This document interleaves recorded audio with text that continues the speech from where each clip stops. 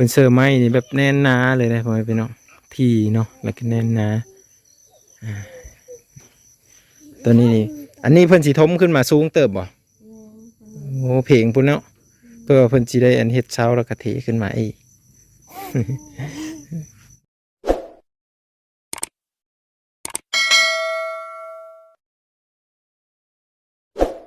เป็นของบ่าวสวน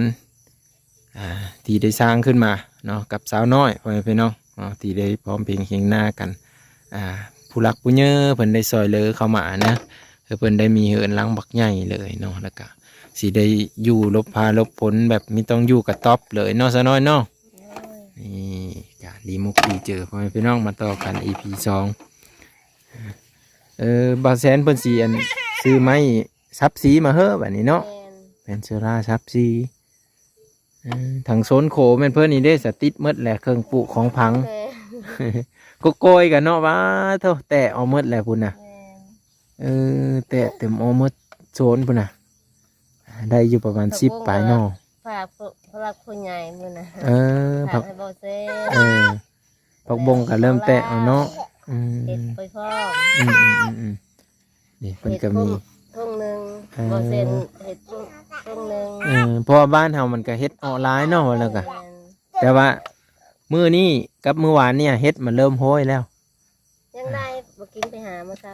ได้บ่ได้อยู่บ่ได้กินแต่ว่าเฮาสิขายสิอันนี้นี่มันก็เนี่ยได้แต่ดอกบานเห็นอีแม่ไปหาน่ะดอกจูมมันก็ยังหมดแล้วพ่อแม่พี่น้องดอกจูมก็บ่หลายเฮ้ยปีหน้านี่ก็ไปโรงเรียนแล้วนี่ไปกับไอ้กิมแล้วนี่ฮะนี่สิเพิ่นก็อยู่กันแบบนี้แหละโง่น้อยไปทางเลอได้โง่น้อยฮะไปทางใดเขาไปหากินหญ้าแบบงัวหน่อยก็ได้ตอนเช้าบ่ส่วนก็กำลังไปเกี่ยวหญ้าเฮามันเนาะแม่นใครแต่ว่าอันนี้ก็สิทมแล้วนั่นแหละทำทางแล้วทางหน้าบ่โอ้ข้างหน้าไปย่างไปเบิ่งแน่ไปนี่สิอันชาวน้อยเพิ่นผาย่างมาเบิ่งเหินเพิ่นงามๆนำกันพ่อแม่พี่น้องเพิ่นว่าอันได้ซุ่มก็ไม่ได้ใกล้ว่าซั่นก้อนสิมีไข่ก็ต้องมีใกล้อีกแม่นบ่ขณะไม่มีใกล้ก็ไม่มีไข่พ่อแม่พี่น้องเอ้ยเนาะนี่แหละคือกันกับFC นี่แหละถ้าไม่มีพ่อแม่พี่น้องคอยซัพพอร์ตครอบครัวเขาบ่าวสวนกับสาวน้อยนี่ก็เพิ่นก็ไม่มีเหินไม่มีสารแบบนี้เด้พ่อแม่พี่น้องเพื่อสิหาได้นี่ก็เนาะสาวน้อยเนี่ยหลายเพราะว่าบ้านเฮาหันเศรษฐกิจมันไม่ค่อยดีแม่นอันนี้ก็คือเพิ่นได้เฮามาซอยเหลือคือทางเขาเบาแสนเนาะเขาเบาแสนเบาจิตแล้วก็เพิ่นเลยทีมงานเพิ่นนั่นแหละเบาลาว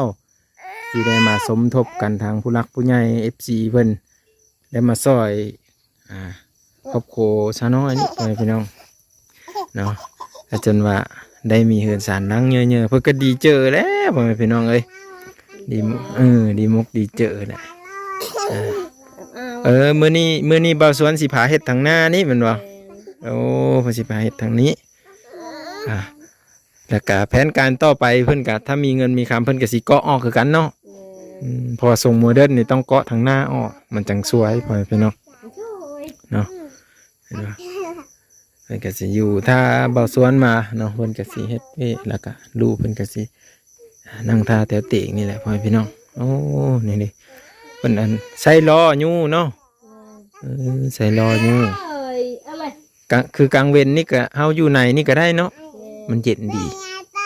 เฮาไปพักผ่อนเฮาไปนั่งลิ้นถ้าว่าแอมขึ้นนี่ก็แล้วเลยเนี่ยบนเลิศจะว่าได้เสื้อไม้อีนี่ข้างเลยนี่บอกทางลุ่มนี่บอก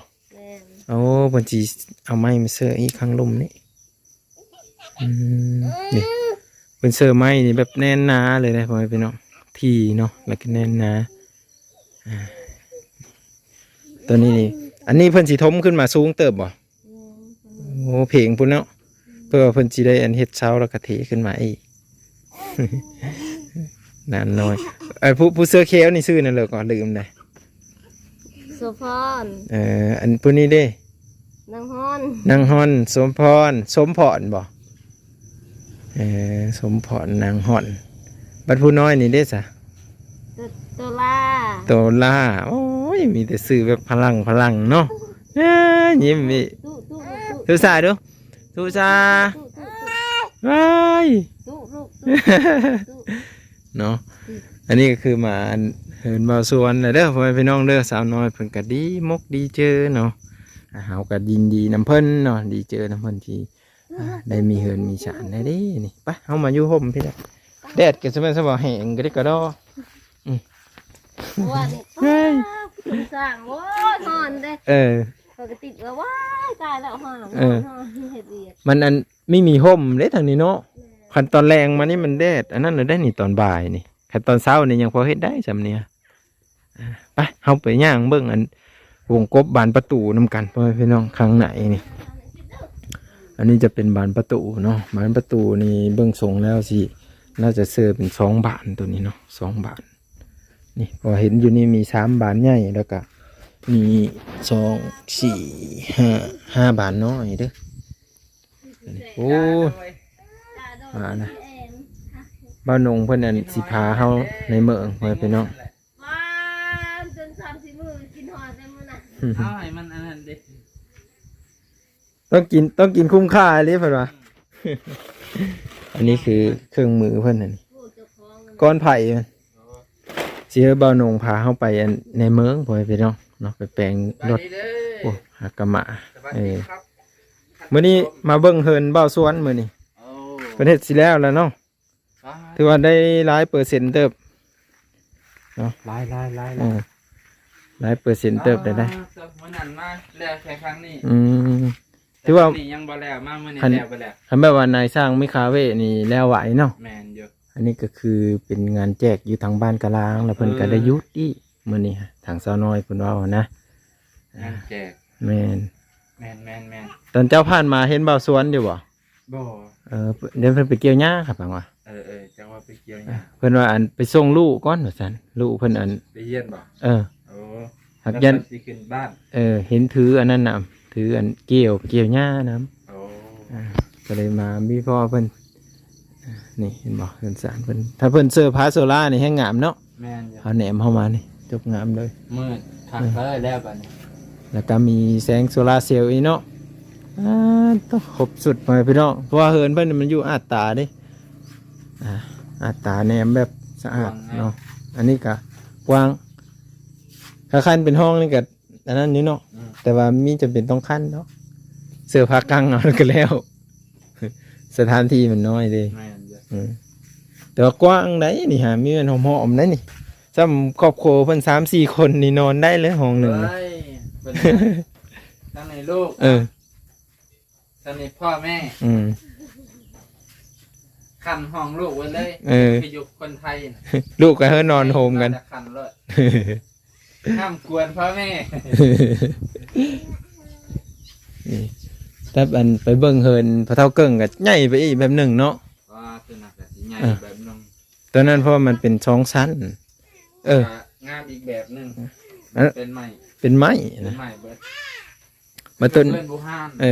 อันนี้มันจะออกสไตล์รุ่นใหม่ แต่ว่า โมเดิร์น ตัวนั้นผมเป็นหลังไว้ของเจ้านี่แหละเขากระมุ่งแบบนี้ แต่ว่ามันสิเป็นใหม่เศร้าใหม่มันก็เลยเห็ดคือแบบทรง ส่งบูหารแน่ ทรงบูฮานทรงไทยแต่ตัวนี้มันสิออกทรงโมเดิร์น แบบ ตั้ ตั้ ง ง ชื่อว่าโมเดิร์นคือทันสมัยนะทรงทันสมัย นี่เห็นป่ะ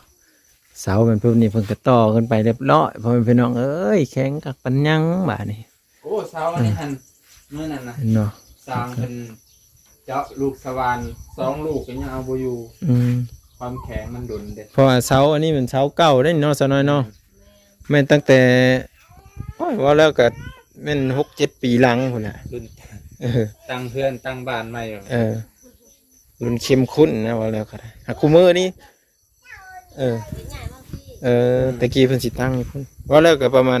6-7 ปีหลังหรือว่า10 ปีหลังก็ว่าได้ ถึงน้ำถึงฝนถึงแดดมันก็เลย มันแข็งมันแห้งเฮาได้ จังหวัดสว่าน2 หน่วยเอาบ่อยู่ อ้าวพ่อแม่พี่น้องเฮาสิได้อำลาพาจากแล้วพ่อแม่พี่น้องเอ้ยสิได้เฮาไปแปลงรถเฮาก่อนเอาคลิปหน้าพ่อกันมื้อพ่อแม่พี่น้องคลิปนี้ก็เบิ่งเหินเพิ่นนี่จบงามหลายติดตามเบิ่งวิดีโอต่อไปว่าสิไปถ่ายเหินเพิ่นเลยแน่เนาะ อันนี้ก็ขอบคุญขอบคุณ FC และผู้รักผู้ใหญ่ที่ให้การซอยเหลือครอบครัวเบาโซนครอบครัวสาวน้อยเนาะจนได้มีเฮือนมีศาลแบบนี้ขึ้นมานะพ่อแม่พี่น้องก็ขอให้อยู่ดีมีแหงเด้อผ่านมาเห็นคลิปวิดีโอนี้ก็ฝากติดตามแล้วก็เป็นกำลังใจกดคอมเมนต์รับชมอยู่เสือแน่เนาะเดี๋ยวบ่าวบังจะไปตอบคอมเมนต์และเอาคอมเมนต์นั้นมาเฮ็ดเป็นวิดีโอให้ FC ได้รับชมเบิ่งนำกันแน่ขอบเจอในไลน์อ้าวกลับก่อนเด้อสาวน้อยเด้อบัดนี้เด้อ